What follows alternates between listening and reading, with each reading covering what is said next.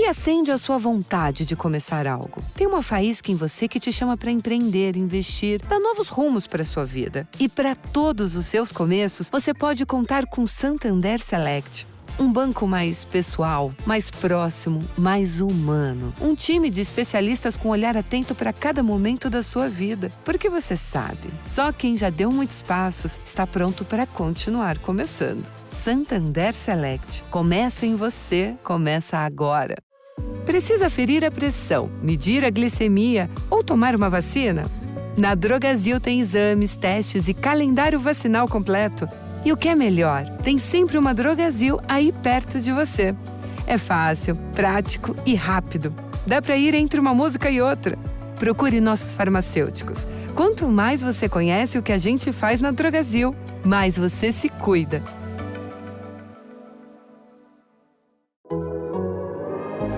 The Athletic.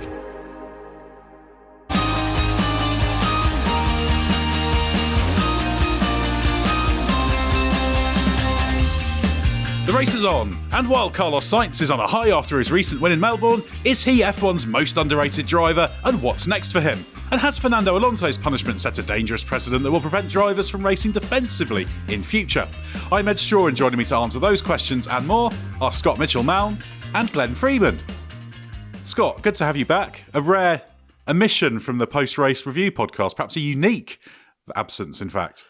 Well, I missed a couple, didn't I, when my son was born last year? But I think that was meant to be the exception. I don't think I've missed a working podcast. So a Grand Prix that I've actually been around for. I think I've done all of them. So it was very, very surreal. And we don't need to give too much of a peek behind the curtain, but I can just say, and as your other guest on this episode of the podcast can vouch for me, I'd have much rather have been recording the podcast at the time post-race, given the hellscape that we found ourselves in while trying to sort a video that went up on our YouTube channel. It was worth it in the end. Exactly. A very good video it was too. And Glenn Freeman, yes, good to have you back on between series on Bring Back V10s, which is always a good time to bother you with some more podcast appearances and, of course, doing your video work. So I guess you're enjoying the fact there's some good storylines in the F1 season now. We've been quite fortunate, I think, that although I wouldn't say we've obviously not had an exciting battle for victory yet in any race, but there's been loads going on. There's been plenty going on down the field as always, but plenty going on off track as well. So yeah, we're 3 races down out of 24, and we've not run out of things to talk about yet. Exactly, and there's several topics we can get into here. We're also going to get on to questions from the Race Members Club later on as well, as we always get so many of those. It's great to be able to tackle a few of those in a different episode to the one that's just covering the race. So, Scott, let's get on with it, because although we did discuss Carlos Sainz on our Australian Grand Prix review podcast, there's plenty more to say about him given that uncertainty over his future. You were waiting for me. Exactly. We wanted you here. And that's precisely why I'm going to ask you this part of the question, because this is something you raised in the post-race press conference. That question of, is Carlos Sainz underrated? So you asked him and the other 2 drivers on the podium about that. So that would suggest you maybe think he is. Yes, asking that question, which I was pleased that the host, Tom Clarkson, and the FIA allowed that question to be asked. Obviously, I wasn't in the room, so they relayed it for me. My favourite thing about that was it created one of my favourite subgenres of FIA press conference behaviour, or any kind of press conference behaviour, which is when you make 2 people talk nicely about someone else who is sat right next to them and watch them be very awkward while they get complimented. It just really amuses me because no one does it well. They either don't pay attention and don't engage, or they do what Carlos Sainz did, which is very clearly hear and listen to what is being said and not really sure what face to pull while they're saying it. He did say, I don't really know what to say, didn't he, when his turn came? Yeah, so basically what I did was I wanted to get Norris and Leclerc to get their perception of Sainz, almost, because I believe that Sainz has spent most of his career underrated. I don't think he is an absolute out and out one of the best 3 or 4 drivers on the grid. Not an absolute top tier driver, but he's damn close in my opinion. I think he's always on that kind of like that Jensen Button plane, where on his day he's absolutely outstanding, and there's so many positive things about him and excellent traits as a driver. But I think for the majority of his career, and even since the Ferrari move, I think there's a perception among those who maybe don't pay too close attention. And I wouldn't divide this in the way that Leclerc and Norris did, which is inside the paddock, outside the paddock, because I think there are people in the paddock who don't pay attention either. But if you pay proper attention to what Sainz is about and the job he does as a driver off track and on track, you know how good he is. He is in that sort of 1.5 tier. He's not a second tier driver. I think he's better than that. But you'd only have to look at how there did seem to be widespread confusion, I think, about why Ferrari had picked him and signed him to replace Sebastian Vettel. You look at, admittedly, this comes from quite diehard Leclerc fans, but there are plenty of cases now where you have Ferrari fans, Leclerc fans questioning whether Sainz is a problem within that team, whether he creates a bad atmosphere. There's really weird obsession on that front as well. But you speak to anybody who's worked with him from a team point of view or a teammate's point of view, and they love Sainz as an individual, as a worker, as a driver on track. As I said, I think I tweeted this after the race. He's faster than most people give him credit for. He's really intelligent. He's a super hard worker.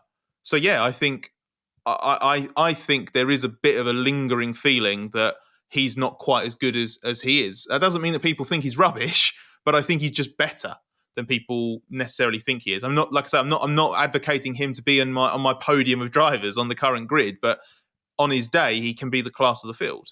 Yeah, absolutely. It's always dangerous to use the phrase underrated because it always then raises the question of, well, who's doing the rating here? But I think generally, I would frame it as his skill set and what he offers is undervalued in many ways. And that's why I think he's so useful to have in a team. As we talked about in the review podcast, when things get a little bit more complicated and the tyres are tricky, he's capable of stringing it all together, putting together the weekend in a way that Leclerc struggles with, even though Leclerc is fundamentally, and I think the majority would agree with this, a faster driver. So it's a really interesting question, especially when it comes to the issue of where he's going to be. And we do, Glenn, have a few Sainz-related questions that we'll tackle in the first part. The first is Annie Kramer, who asks if Ferrari committed a strategic error in signing Leclerc for the long term and parting ways with Sainz. We briefly mentioned this the other day, but he is a loss, isn't he, Sainz? Yeah, I think when he joined Ferrari, I thought that's the perfect signing because you're signing a different type of driver to Leclerc, and I thought they can work perfectly as a lineup. We obviously tried to put words in Ferrari's mouth at the time, didn't we? Saying, well, you think you've signed a sort of good number two there. And as Scott has outlined there, that's doing Carlos a disservice now. And he's proven that in his time alongside Leclerc. I would say, though, that if you were put in a situation Ferrari are in and you decide, I guess if you decide we're bringing in Lewis Hamilton and you've got to keep one of the two drivers that you've got in your current lineup, I don't think it's an error to decide that Leclerc is the one you want to back. I think he has the higher ceiling. Yeah. He has the ultimate outright speed, and that should be the first thing you look for in a driver. That's not a criticism of Sainz. Carlos, I would say for over a decade now, even going back to his pre-F1 career, has done a phenomenal job at constantly evolving himself and developing himself, and he's such a hard worker, and that is what's brought him to the level where he is now.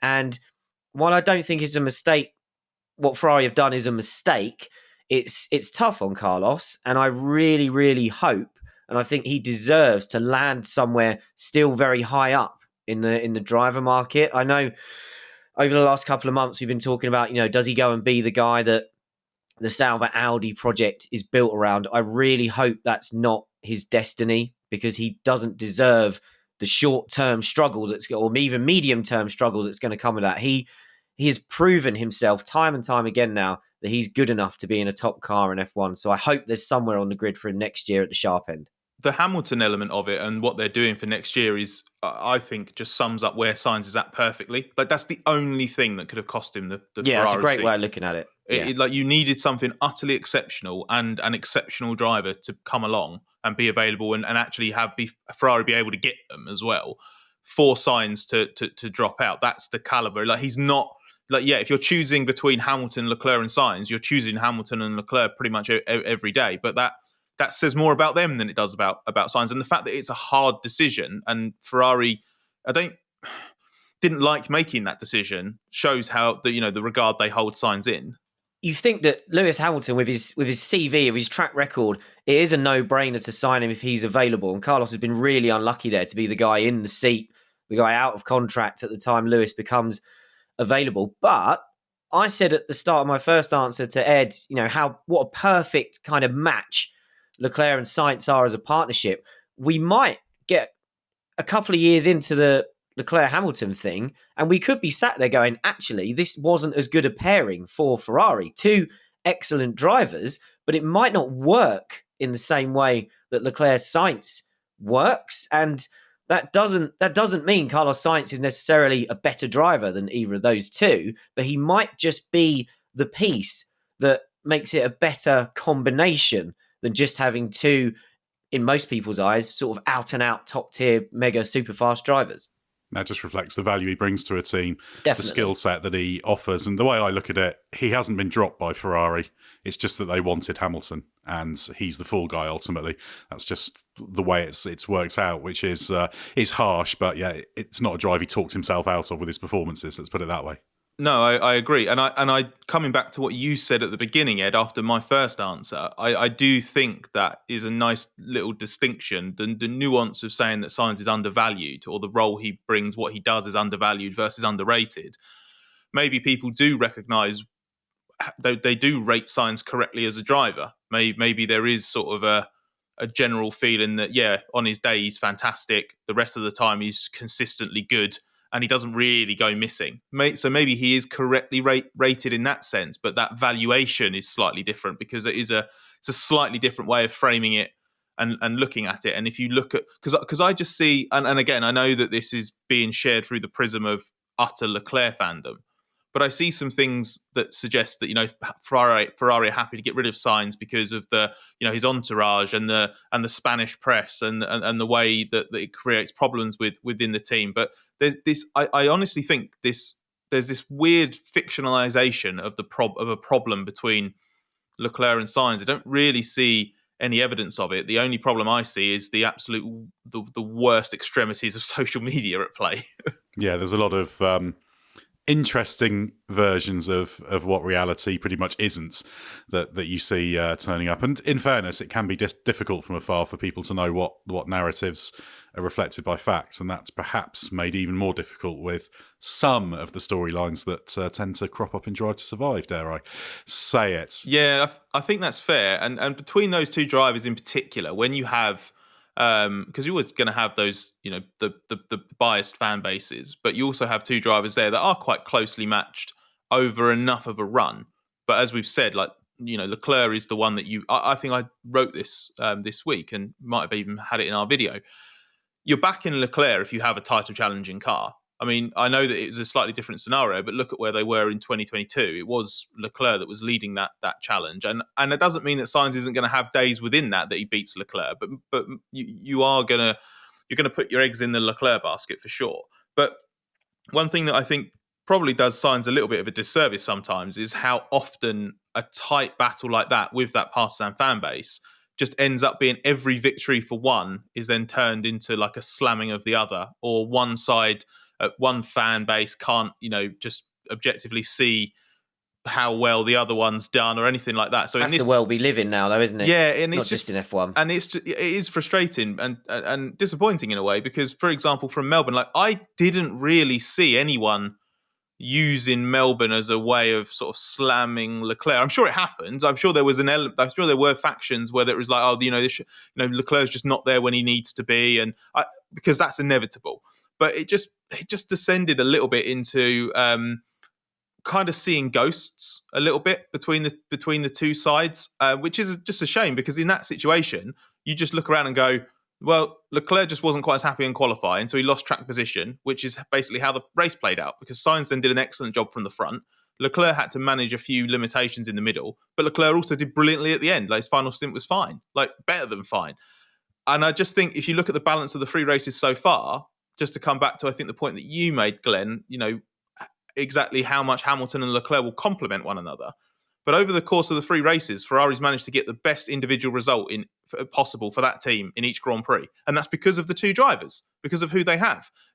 Sainz stepped up when Leclerc had car troubles at the start in Bahrain. Leclerc stepped up in Saudi Arabia when Sainz didn't have a functioning appendix. And then Sainz stepped up in Leclerc in Australia when Leclerc wasn't quite comfortable and the opportunity presented itself. So they work super well together. One is very, very, very fractionally better than the other.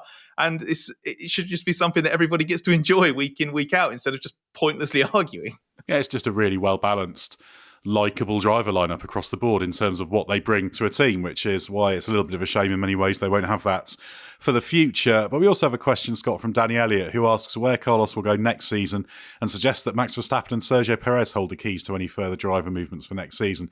And connected to that, Daniel K asks if Red Bull should consider signing Sainz to replace Perez. Yes. The question was to me, damn it. Sorry. Yes. No, I think that Red Bull element is very interesting. Christian Horner clearly dropped in Sainz's name in the conversation for a reason. That doesn't happen by accident, does it? No, especially when you've been asked a question about Yuki Tsunoda. So he deliberately steered it to an answer that then meant he could talk up Sainz and suggest that maybe Red Bull needs to look outside its current driver pool and go back to someone who walked away in, was it late 2017, to forge his own path, which you have to say is absolutely worked out in Sainz's favour. It's really interesting because theoretically you have one vacancy at least to fill for next season, and that might be Perez as the incumbent driver, but right now it's a vacancy because he's out of contract. You might have 2 if the Verstappen stuff really plays out as dramatically as it's sometimes been suggested. And I don't want to say played up that storyline, but we have given oxygen to that, because as far as we understand it from all the conversations we've had, it's a non-zero chance that it implodes to the point where Verstappen does want out, or the Verstappen camp wants out enough to force something in the short term. So whether it's 1 seat or 2 seats, Red Bull has to be taking Sainz seriously. It would be negligible not to. And it would be negligible for any team with a vacancy on the grid not to take Sainz seriously. I agree with what Glenn said earlier. I don't really want to see Sainz have to go through the short-term pain, even if the Audi payoff is brilliant longer term. But he could walk into the Red Bull seat, the Mercedes seat, the Aston Martin seat, the Audi seat, Williams. He could go to any project or any already good team, and he wouldn't look out of place, and he would bring something to the table straight away, and he would get something out of it. So he either has to hope that a good short-term option becomes available, Mercedes, Red Bull, Aston Martin, and he's high enough on the priority list, and maybe 1 or 2 others are just low enough on the priority list that he gets that chance, or he goes to Audi or Williams, but he does it with a big payday and a long-term payoff. He gets his multi-year contract, loads of money, and number 1 driver status. I hope those are his 2 options that he plays here.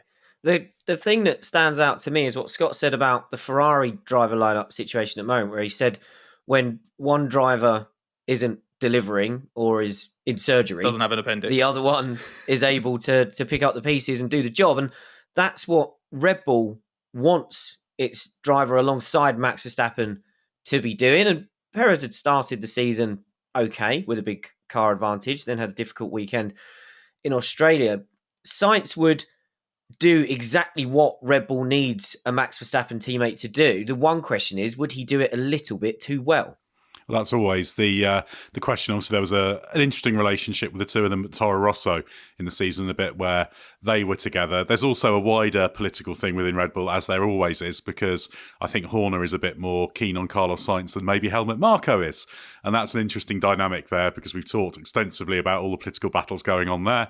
And I think we see something a little bit similar actually with Daniel Ricciardo as well, in that Christian Horner's quite supportive of Daniel Ricciardo. I'm not sure Helmut Marko is, as people will have told from the comments he's made. So it's a complicated one, Sainz going in there. And the important thing for Sainz is that he's in a team that will give him a good opportunity for 26. That's the thing he's really focused on when it comes to deciding the future. It is about a long-term move. I might be misremembering this, but I think it was Austria 2017, and the reason I think is because I'm pretty sure this happened on a weekend where I was not on a busman's holiday from Formula E, but I was out of my normal paddock of Formula E, and I was working in the Formula One paddock that weekend.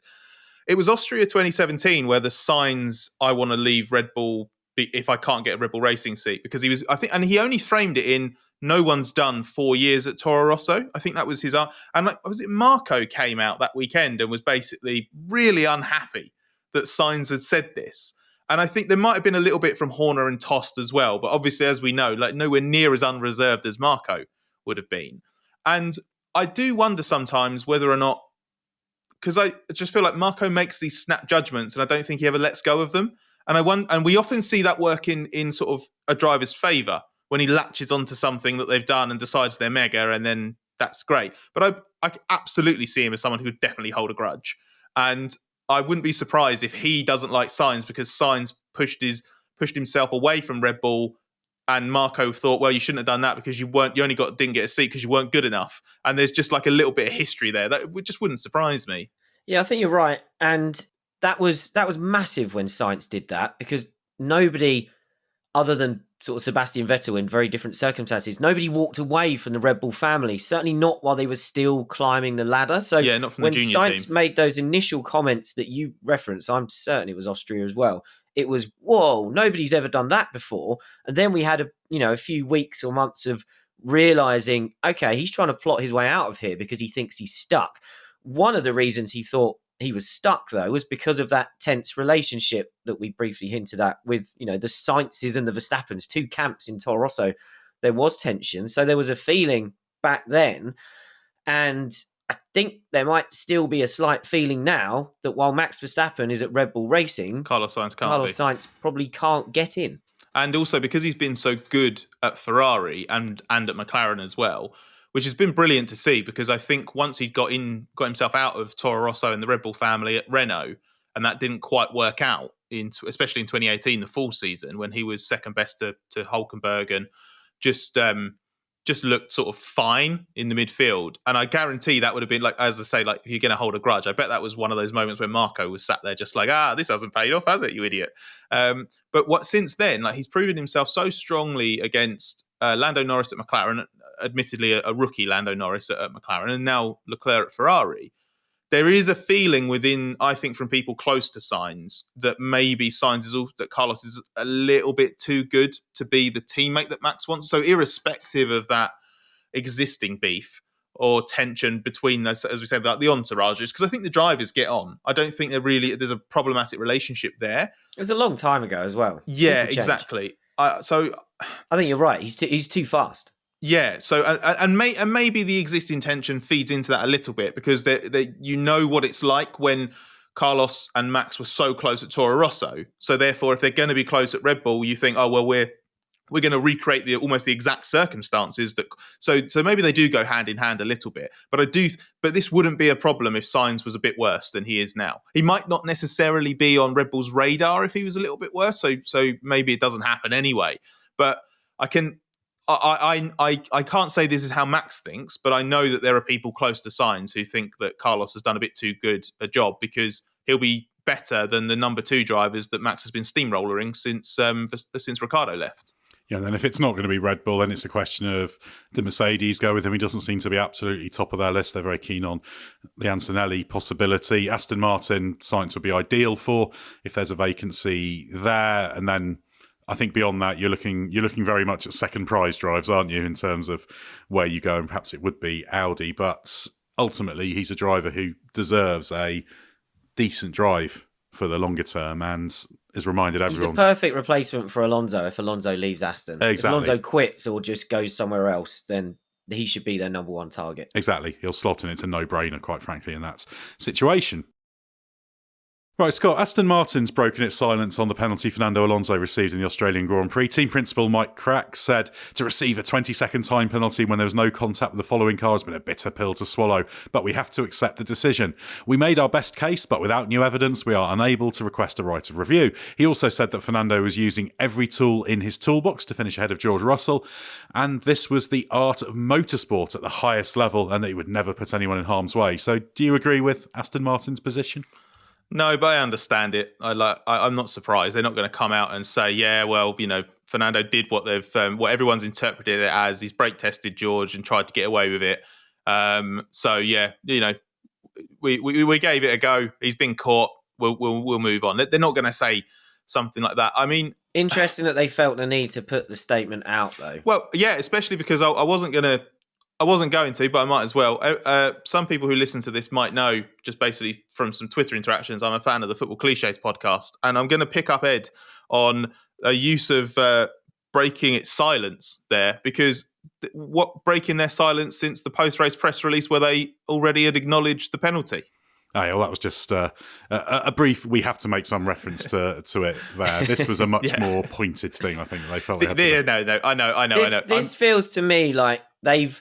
Like all of us, they've heard a lot from the Fernando Alonso fan base over the last 48 hours, and there was clearly some sort of feeling compelled to have to acknowledge that, probably. And the fact that they said without new evidence, they're clearly getting pressure from Alonso's fans, I assume, as in, why aren't you petitioning to review this? Yeah. So that must be what's happened here. Yeah, and the reason I tease Ed is because that is what makes it so kind of strange that they've felt the need to do this, because they had already said their piece in the post-race press release, and then Fernando had also then shared his own lengthy standalone post on social, which the team could have just shared again. Didn't need to do so. It does feel like it's a little bit of this has had there is that pressure and attention around it. Maybe we need to sort of say something else and be a little bit more sort of emphatic. The reason I don't agree with the position is just purely because I've kind of given up engaging with people who are coming at this from a specific point of view, because there almost isn't a discussion to be had with some people who have just got it in their heads that what Alonso did was either completely within the normal bounds of lift and coast, or completely within the normal bounds of going slightly slower into a corner to then get a better exit off of it. Because those things are I agree, those things are totally within keeping of normal racing behaviour, especially in the hybrid era. But it basically, what the Aston position reflects is something that Alonso's longer statement on social reflected on Sunday evening in Australia as well, which is leaving out a couple of quite key details and framing this just as completely normal racing. But it wasn't, because I don't remember ever seeing in Formula One or any other form of motorsport the case of trying to back someone off on the entry to the corner to the point where you then have to accelerate to get to the apex yourself. And there was also neither party, and the steward's verdict didn't mention this either. There was loads of playing around with the throttle afterwards as well. There was no mention in the Aston release or the steward's verdict of the supposed problems that Alonso then had immediately after that Russell incident. Funny how that went away. Yeah, that just suddenly disappeared. So I understand why it's being done, but I do just disagree with that kind of framing of it very conveniently leaving out certain very necessary elements of context. I liked that the statement capped up the art of motorsport, didn't it? I wonder whose idea that was. It's a brand. Yeah. It sounds like a terrible racing team. Copyright Fernando Alonso.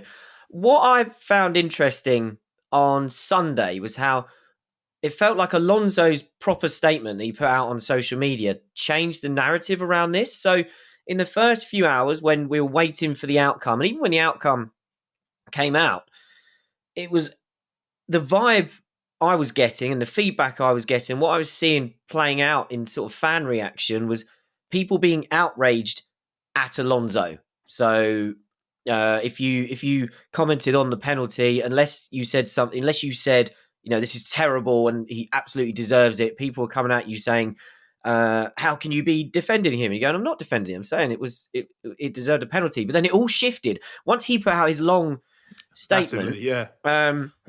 Suddenly that set kind of his army on the world. And I think that's why I think that's probably what's happened to Aston Martin here is they've gone, well, look how angry Fernando is. Why aren't you doing something about this? Now, like Scott says, Alonso's right in that what he says he was doing is fine.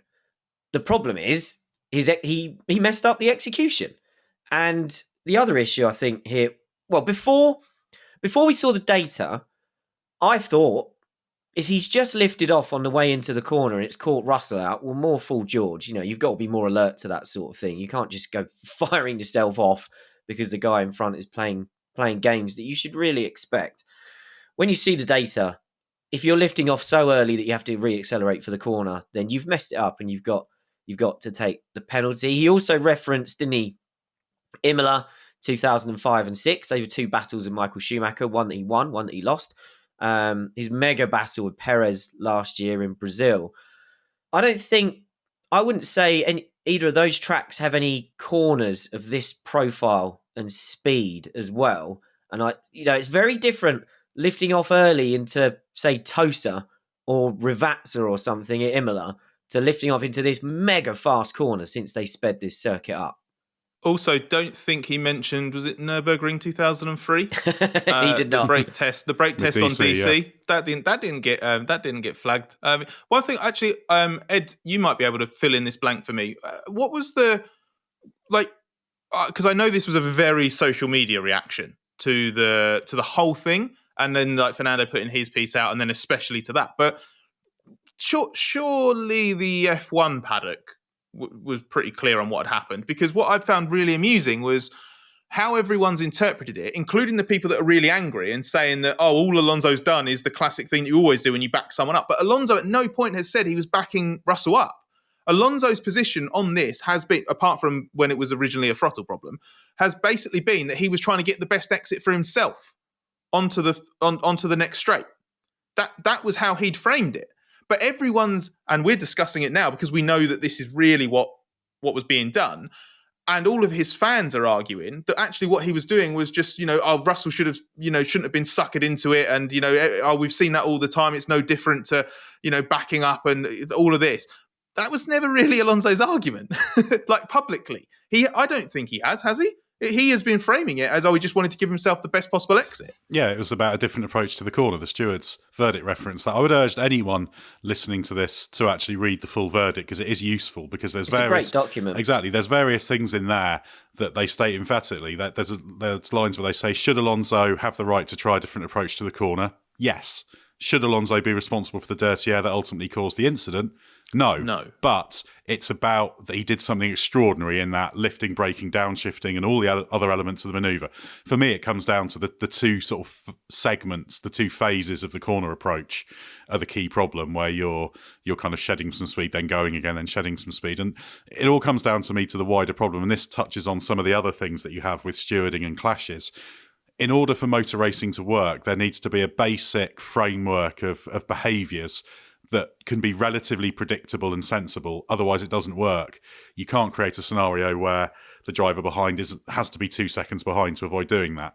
So ultimately, for me, it comes down to the fact that Alonso just slightly misjudged it. He was trying to do something that drivers will do. He went a little bit too far with one side of the line, and he admitted that, quite frankly.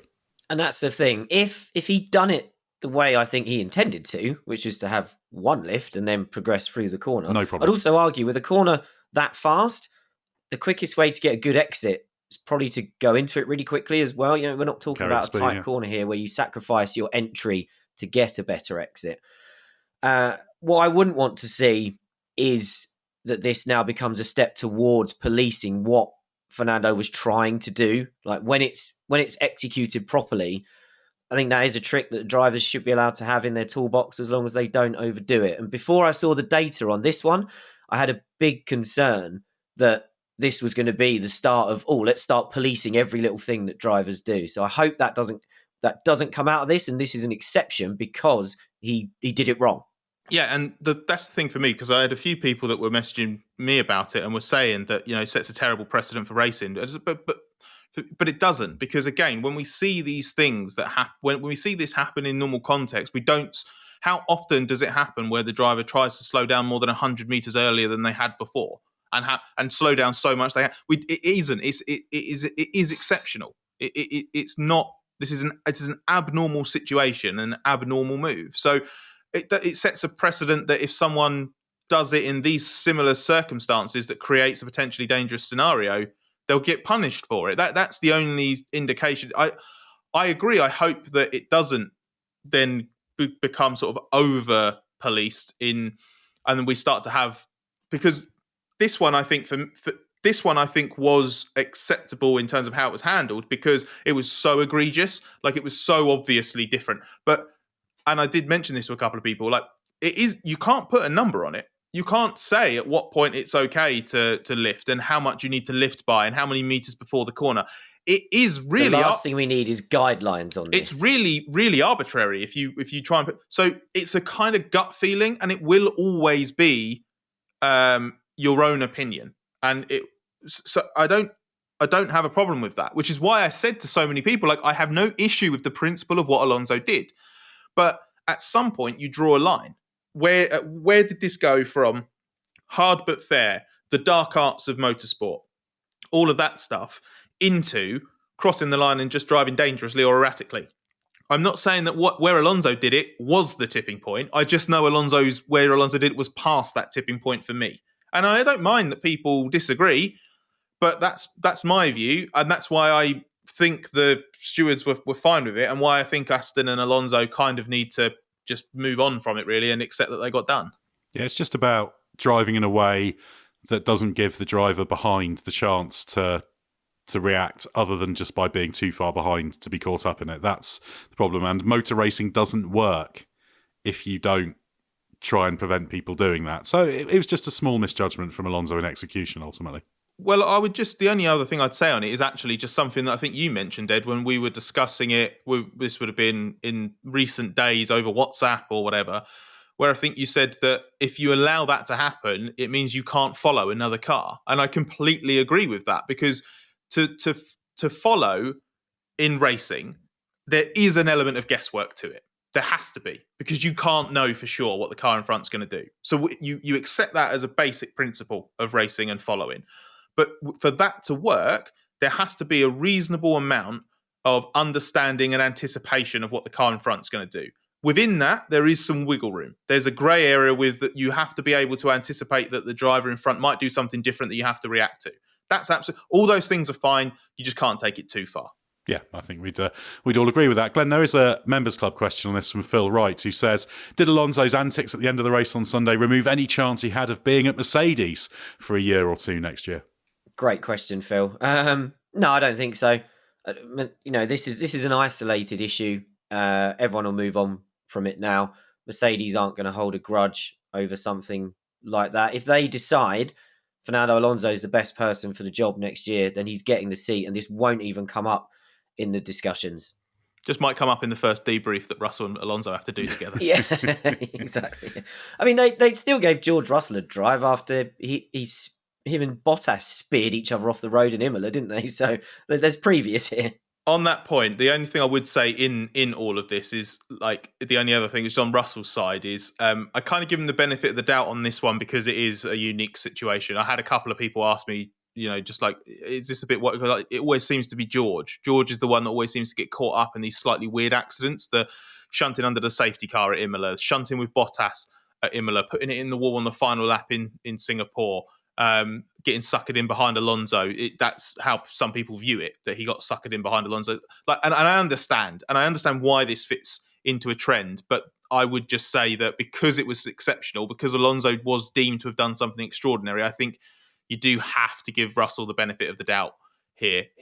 I still think he does need to crash less and make these mistakes, but I just wouldn't use this. This would have if you included this in the list of errors, I'd put a big asterisk next to it.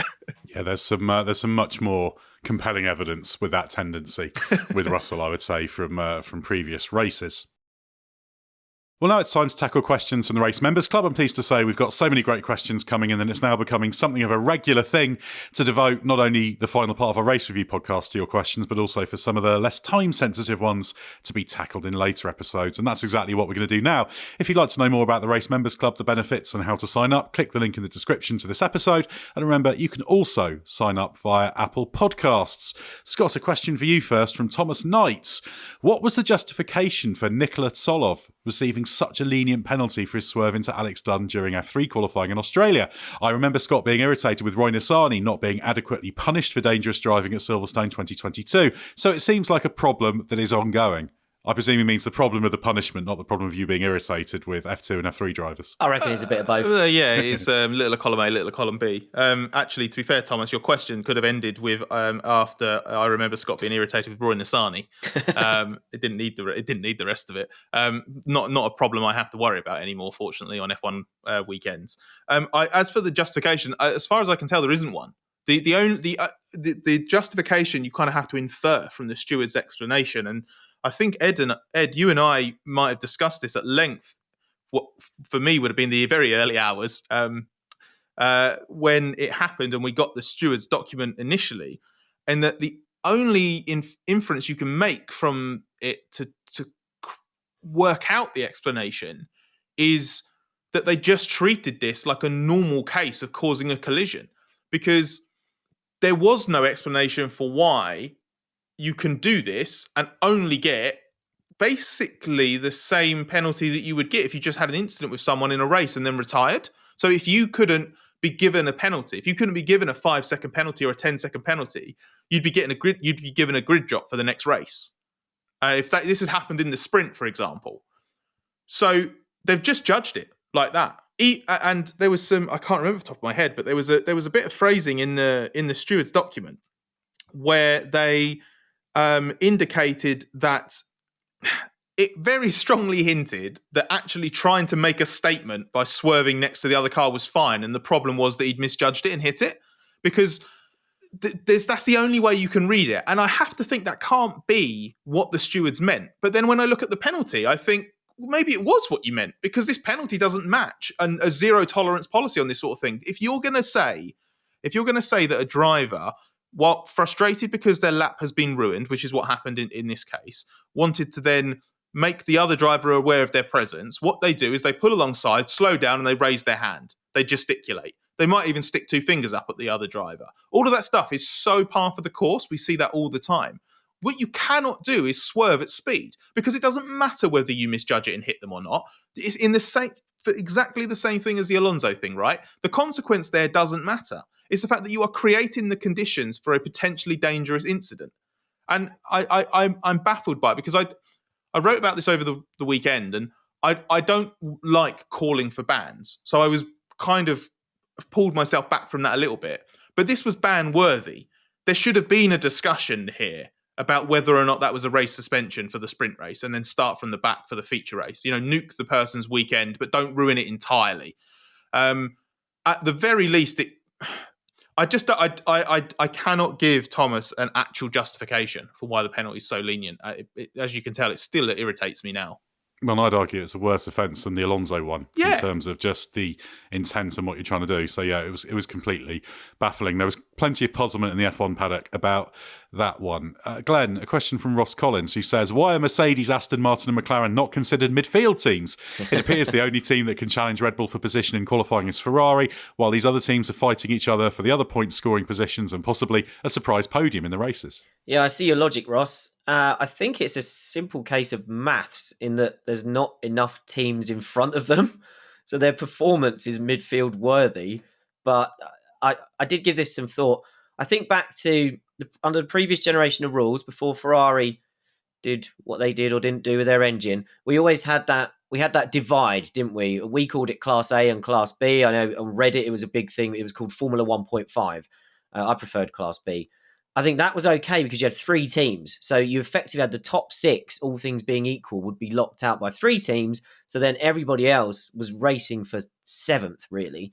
I just think that when you've only got 4 cars ahead of this clutch of teams we're talking about, they're too close to the front to be considered midfield. But I agree. they're not performing well enough. Right now, they don't look like they're in contention to be troubling Red Bull in the same way Ferrari does, as the question says. So I see the logic, and I think we just need another team. You need to plonk somebody else in front of this group, and then they are the midfield. I would say my only addition would be that they're just enough of a sporadic podium threat to be elevated. McLaren above. certainly helped their case there in Australia. Yeah, and it's just I feel like you need to be. I think you need to be like 1 or 2 podiums a year to be in that kind of proper midfield bunch. But actually, the flip side of this, it's the same rationale, but just basically flipping the part of the grid in question. How long have we had it where there actually almost isn't a midfield because kind of like 4th through 10th it's been so competitive that actually the teams getting knocked out in Q1 have been different. Not so like this season obviously has been a little bit more formulaic than that so far, but there have been times where I've thought over the last couple of years that actually it's like really, that's where I've ended up bringing in the distinction of like upper midfield and lower midfield. I'm having to compartmentalize the midfield because that's become so vast. Yeah, I actually think this year the split is in the middle. So we've got a top 5 and a bottom 5, and we're seeing that, where those teams at the back have all become what I guess you'd now call a lower midfield, and they're scrapping. Can we pick up a scalp and get into Q3? Can we fight for points if somebody underperforms? When you get a couple of DNFs like we had in Australia, so this is weird. We don't normally see what we've got at the moment, which I really feel is a divide straight down the middle. You've got 5 front running teams and 5 not quite so front running teams. I was meant to do a piece on that after this race, but then RB and Haas bloody ruined it by going out and scoring points. They're doing well. It kind of undermined my point, which is, these poor teams, they can barely score points. And then 3 cars got into the top 10. We'll have to work on some new language for dividing up the field easily because reality is not fitting in. Question next from Christopher Parrott, I'll take, who says, could you explain exactly what is meant by a spare chassis, which is allowed, versus a spare car, which isn't, and how a team would go about getting a spare chassis ready to race if needed during a weekend? Are they salvaging parts from the old car and putting them on the new one, or is the new one built entirely from scratch? Well, to be precise, the regs state you can only have 2 cars available for use at any one time. So you can have a spare chassis, more than one spare chassis, but it has to be pretty much a bare monocoque to avoid being defined as one of those 2 available cars. So there's certain things that can be fitted to it, which is sort of components that are wholly or partly within the survival cell, a few front axle components related to the sprung suspension, steering assembly, side impact structures, and a few components and fasteners that are attached to the survival cell, but you can't have anything more. So you can't have a chassis there with complete front and rear suspension and engine bolted to it. I just think that's so stupid as well. The spare car isn't allowed anymore, but it exists in a box out the back of the garage. Effectively, it's the parts are all there. I don't see what the banning of a spare car is really achieving. I wonder if it's something to do with just giving the team on the ground less to do. Because obviously there's been a lot of... you did need a crew for it, in fairness, when you had a spare car. And if you had to build that third one up every time and then take it down every time, especially in the era of the curfew. But the one thing I would say, which basically the only reason I love this rule, the fact that this rule exists right now, is we're going back to Suzuka next week. And I mentioned this to Ed, I think, over the Australia weekend. But I am massively entertained that Williams got screwed over in Australia by not having a spare chassis 6 months after they got a penalty at Suzuka for technically having a third car. They had too many at Suzuka because they fell foul of the rule that Ed was explaining there. They had, before they got permission, they had the spare chassis built up too much, and it crossed that threshold. The spare chassis that that Williams had at Suzuka last year after Sargent shunted in qualifying, I think it was, or maybe it was practice, I can't remember. They built that up too much, so it was no longer just a spare chassis, and it technically was considered a third car because they just put a few too many parts on it too soon. Yeah, I think the main reason they don't allow a third car is you'd need a crew for it, and it would be there, and then there would be the temptation to swap between it. So it is slightly odd in many ways, but I think that's considered the lesser of 2 evils to have it that way. Obviously, when it comes to getting it ready, it's effectively you're building up a new car around that chassis. Teams will use parts from the car that's being replaced, but how much is entirely dependent on what the damage is. Albon's car at the weekend, the gearbox and engine were done for. A lot of the bodywork was done as well. So a lot of that car was new, but it'll be a case-by-case basis depending on what damage you've done. Next question now, which will be for you, Scott, from Marcus Stone. He says, I have a bold theory I'd like discussed. Are we seeing the transition of Charles Leclerc into tier 1.5 territory? I've had the impression Ferrari has backed him for several years. He's dethroned Sebastian Vettel and given us plenty of stunning quali laps. But now he's largely getting outgunned and outsmarted by a no-strings-attached Sainz, who I feel is now showing us what he's truly capable of. And they have signed Hamilton for next year. He's still a very decent driver, but is he more a Jean Alesi, Jos Verstappen type driver, stunningly quick on his day but more error-prone, erratic in performance than the true greats? No, I don't think so. I disagree slightly, Marcus, with the fact that he's largely getting outgunned and outsmarted by Sainz, because I think you have to give Leclerc the benefit of the doubt for Bahrain. That first stint there with what did seem to be a legitimate brake split was very weird. I've never seen Leclerc struggle like that on the brake. That was more than just a driver being careless and making mistakes, and that was a big contribution to the fact that he finished behind Sainz there. He was not as good as Sainz in Australia. That is absolutely correct. But by and large, Leclerc has more of those good days than Sainz does. He's still ahead of him on balance. And as I said earlier, if I was going to pick one of those drivers in a title challenging car, I'd have Leclerc over Sainz in terms of beating him over the season, giving me more of those poles and wins. So, no, I don't think Leclerc is tier 1.5. I still think he's top tier. I think Sainz is your absolute perfect example of tier 1.5. He's too good to be in the second group, but he's not quite good enough to be consistently in the top group. Ed, disappointed you took out Marcus calling Jos Verstappen Max's dad. That's a regular thing we do on Bring Back V10s, and Marcus did us justice there, and you took it out. Yeah, I missed it out. So I thought I forgot the Bring Back V10s connection. I just thought it might be obvious for people, so I edited it as I was reading out the question. So I will say with no disrespect to Bring Back V10s, but as I'm in the don't get to listen to them as often as I would camp, that reference would have gone completely over my head. So when I was actually just quickly looking at the running order as Ed read out that question, he did exactly what was happening in my head, which was, that seems like an unnecessary bit of context. Keep up. Yeah, mine wasn't quite. Mine was more a knee-jerk reaction to it. But anyway, I shouldn't have done that. Apologies. Glenn, a question from Ansi Rolamo now for you, who says, people sometimes complain that reliability is too good in modern F1, but in Australia, unreliability caused a surprise result. Do you think F1 should actively try to find ways to make cars less bulletproof? I personally don't miss the days of car failures regularly deciding races or even championships, but on a day like this, it does feel refreshing. F1 has lost a variable in how good the reliability of the cars is now. I'd agree with that. I don't think they should actively try to find ways to bring that back in. I don't even know how you do that. I mean, you could just have a little random button that you press at a certain time and it cuts one car's engine. That already exists. Look at things like Lewis Hamilton's engine failure in Malaysia in 2016. Of course that button exists. Yeah. I mean, they have so few components with things like sort of gearboxes and engine parts and that now, and they're so good at managing the life of those anyway. And if you to encourage this, if you said, right, you've only got one engine, you've only got one of everything, all they would actually do is massively conserve it all. I remember when the one engine for a race weekend came in for the first time towards the end of the V10 era.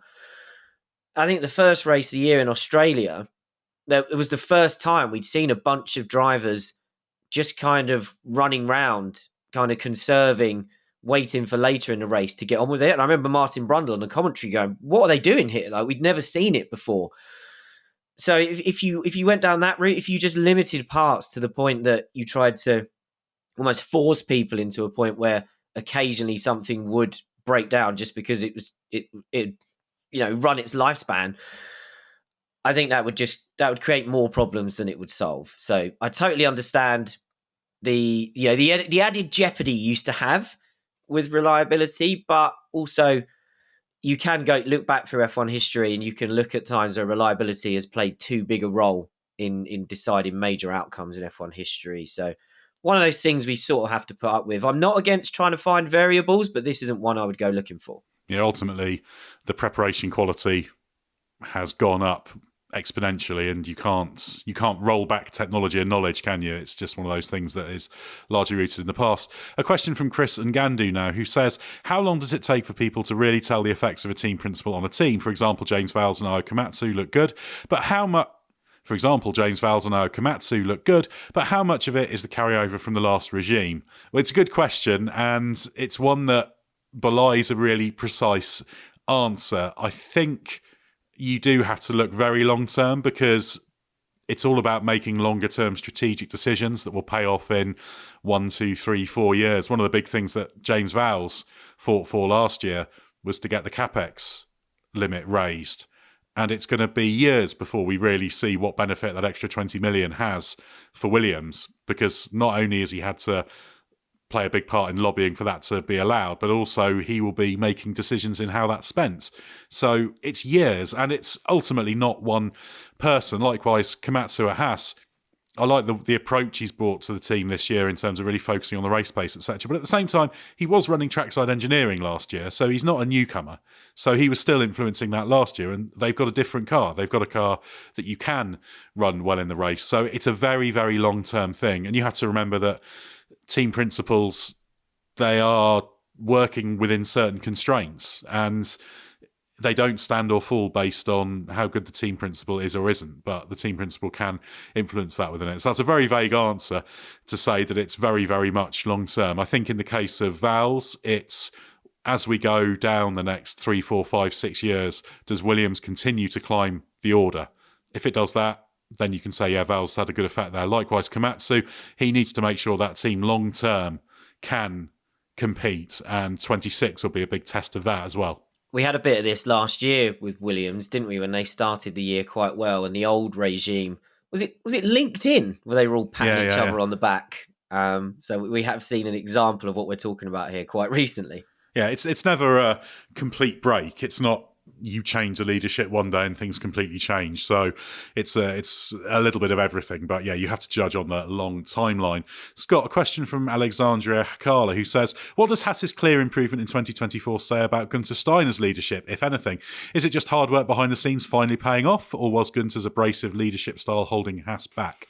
I think it's a bit too early to say at the moment, because one, as you guys just talked about, that kind of continuation is always a thing. You know, Steiner's in the F1 paddock at the moment quite a bit. He could easily stroll around that paddock claiming credit for it, because the amount of rollover there'll be from the stuff that was being done at the end of last year obviously impacts it. And the start of this year's car is clearly influenced by the direction that they went in at the end of last year, even though it didn't create that sort of short-term gain. And ultimately, Steiner's not the one, you know, making the strategy calls or designing the car. He's the figurehead pointing in a direction, and you see that course change in slow motion. It takes a very long time to actually see that impact. So a bunch of the bigger picture stuff at Haas, for example, that we've talked about, that we have concerns over, that's still there, just because they've started the season more encouragingly, certainly than we thought, but also they thought, doesn't change that. But also, we saw loads of seasons under Steiner's leadership where they actually managed to get their act together over the winter and start the season quite strongly. So I'd rather reserve judgment and see how Haas performs strategically over the course of the season, whether or not they actually develop the car well over the season, and sort of how it looks after a full year, and then even in the medium to long term, before you can make that kind of call. Because it could well be that they've got a little bit of a bump at the moment because the car's better. Komatsu's just got them a little bit more focused trackside, so there could be a tangible gain there. But you need that long-term play out before you can say, actually, this was a good or a bad thing overall. Glenn, a question for you from Jeremy Husted, who says, I asked a similar question to this last year, but it was largely dismissed as premature, so here goes again. If Mercedes continues to fail miserably in their quest for another championship, let alone a competitive car, at what point do we start comparing them to Williams and their fall from grace in the late 90s? Jeremy, what a question. I see the logic. I still think it's premature if we said it was premature last year. The thing is that the Williams fall from grace was obviously linked to two things. Losing Adrian Newey. And so I can see the similarity there. You know, Mercedes have lost their way with the cars in the way Williams lost their way with the cars at the turn of the century and never really recovered it. The difference is obviously Mercedes remains a manufacturer team, not just a team of the manufacturer engine, as Williams was until it lost BMW, is a manufacturer team. So its resources aren't going to go away. I think we can continue to definitely ask questions about, do Mercedes understand this rule set and what you've got to do? I don't think they do at the moment. We've got an increasing set of evidence here that they are lost. So I get that comparison, but I don't think we're going to see a Williams-like decline, because I doubt Mercedes is going to split with itself and leave the race team without a works engine partner and all the benefits of manufacturer backing and that sort of thing. Is it a bit more McLaren in the 2010s? Like, it's not exactly the same, because obviously that was the case of McLaren being a customer going up against the works team as part of its decline. But you've got that kind of gentle kind of slide in a way, because Mercedes hasn't gone from, and when I say gentle slide, what I mean is they haven't immediately fallen to, like, they get the odd podium, but then they struggle to score points or anything like that. And I don't think it's quite as dramatic as Williams, but you have that initial step off where they're not fighting for wins, which is what happened to McLaren. Okay, they got the one win in 2022, so they're immediately not really fighting for wins anymore, which is McLaren 2013. They've made a really big concept decision that's backfired, which again is McLaren 2013, after they had the fastest car by the end of 2020, the end of 2012, and then it is just that kind of, you don't know what it is. I don't think it's an arrogant organisation, but in the same way that McLaren probably didn't think it was an arrogant organisation in the mid 2010s. But for whatever reason, there's a bit of being lost. There's a bit of not having the answers, and the longer it goes on, the kind of worse the results get, and the more confusing it is, and the less convinced you are that there's going to be a short to medium term recovery. To me, it feels a little bit more like that than it does Williams, which just felt like it was in the late 90s, was at the start of this really long and just like irreversible decline. I think the McLaren thing, McLaren thought their cars were better than they were for a long time. And I think the 2013 change that they made, maybe that was out of arrogance, in that they just thought, well, we've got this great car that's been let down in other ways and could have won a championship maybe, but we know how to do it better. I don't think Mercedes are in that situation. It took McLaren a long time to get found out, didn't it? They had to go through the Honda years where they kept telling us the chassis was amazing. Look how quick we are through Sector 3 in Barcelona. How many times did we hear that? And then they got found out when they went to Renault engines, and it was like, you're not as good as the other team running those engines. Mercedes, I think, know that their car isn't good enough. They're not telling us, Mercedes aren't telling us, well, the car's great, it's just something else letting it down. The one thing they have been telling us up to now is, we know how to fix it. Oh, yeah, we just need a new chassis. Oh, we just need to do this. Yeah, these are the things that have been holding us back. But once we fix those next year, we'll be there. And then it hasn't happened. So it's maybe a different side of the same coin, but I still see big differences there. What do you think, Ed? Which era of team collapsing are you going to punt for? Tyrrell. BRM, no, it doesn't work with BRM. But I think we could be seeing something here insofar as now it's the third year where they're still having problems. You can accept very easily 1 year can just be a one-off aberration, even 2 years, because they carried the car concept over, but they've had their restart, and that's a little bit worrying. So it's not a blip now, is it? Exactly, yeah. So while I don't think it's a Williams scenario in terms of the prevailing conditions that led to Williams's decline, it is possible it's a team decline in terms of they can't get on top of the car design work technically as well as they need to, even though they've still got what they need in terms of budget and theoretically facilities, although obviously something's not quite adding up. So yeah, I agree with what was kind of implied in the question, that if you're asking if this is a point of Mercedes being in a bit of a decline, it's no foregone conclusion they'll get back to winning ways, then you are at that point where you have to ask if that's the case. Yeah. Although I don't think there's kind of these bigger factors that perhaps played a role in the Williams thing, which is why you'd think Mercedes should get back there, but it becomes less confidence inspiring every year they have failing to do so. ultimately, like, every team situation is different. So we can make these kind of surface level comparisons to, is it like Williams? Is it like McLaren? But it's its own thing. This is Mercedes' own blip, slump, decline, whatever it ends up being. And I agree with, like Toto Wolff said this over the weekend, didn't he? That, they've not become idiots overnight. This is the team largely, the organisation largely, that was able to dominate F1 for so long. But it shows that it does show that even the best organisations can have weaknesses in them, and it's like to use a quote that Fred Vasseur absolutely loves. If the moment you stop progressing in F1, you're dead. And at the very sharp end, that is what's happened to Mercedes, isn't in the last couple of years. They've stopped progressing. They've been overhauled, not just by one team, by a second, and they've been caught by others as well. So they haven't been able to make the progress for whatever reason. And we don't know, because if we knew, they'd probably know. And if they knew, they'd have fixed it by now.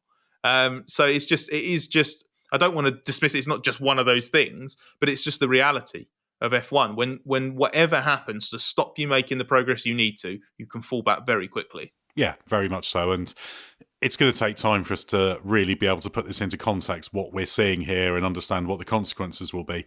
So it could be that in 20 years' time, we'll be looking back and say, well, look what happened to that team, the great decline. And then we'll be saying other teams going through. Jeremy will get an apology exactly. if that happens. Keep asking us every year, and we'll gradually come through to agreeing that it is Williams over the coming years, perhaps. But yeah, I think it's... Pastor Maldonado wins a Grand Prix in 2035 for them. We'll be like, oh, God, it's happened. It's all happening again, yeah.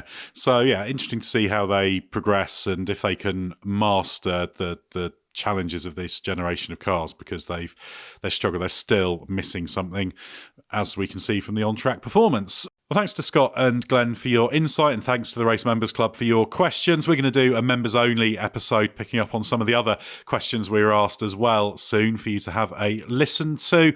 Head to therace.com and don't forget the hyphen loads to read there, and also check out our YouTube channel. Plenty of videos, including the magnum opus on the Alonso penalty that's proved very, very popular. And also check out our other podcasts, the Race F1 Tech Show with Gary Anderson. There's an episode there looking at the Williams situation that we recorded recently, and also the Bring Back V10s archive starring Glenn Freeman. That's well worth checking out.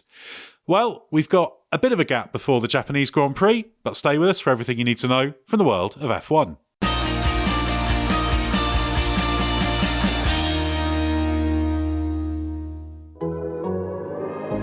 The Athletic.